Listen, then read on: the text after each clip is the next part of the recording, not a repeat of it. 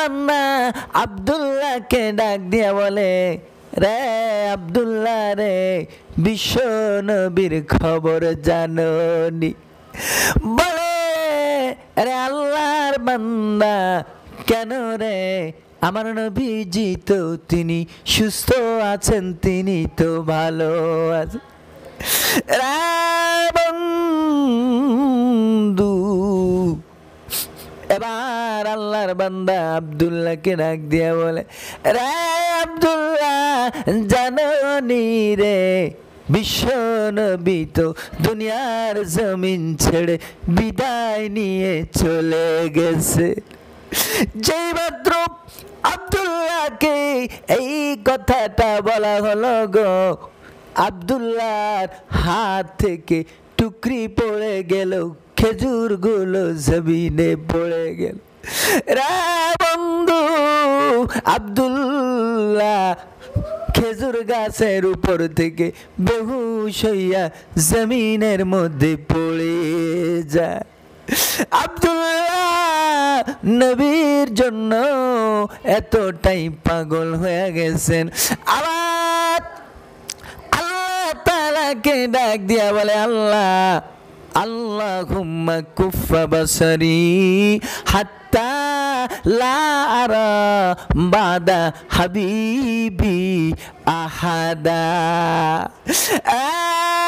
বন্ধু আব্দুল্লাহ আল্লাহ তাআলাকে ডাক দিয়া বলে, প্রভু,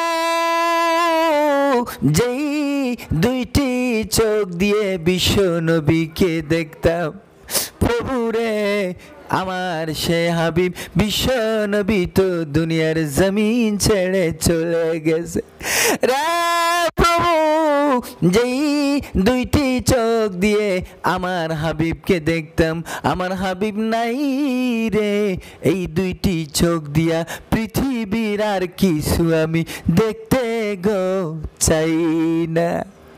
আমার কিতাবের মধ্যে এসেছে আব্দুল্লাহ আল্লাহ তাআলার কাছে তখন দোয়া করেছেন, ফাস্তাজাবাল্লাহু দুআহু।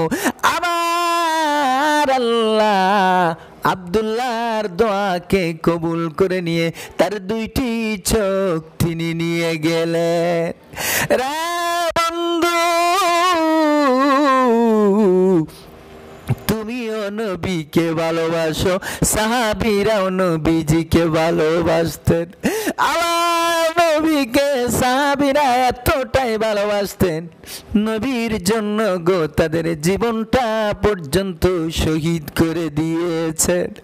রে বন্ধু, আজকের তোমার ভালোবাসা আর সাহাবীদের ভালোবাসার মধ্যে কতটা ব্যবধান।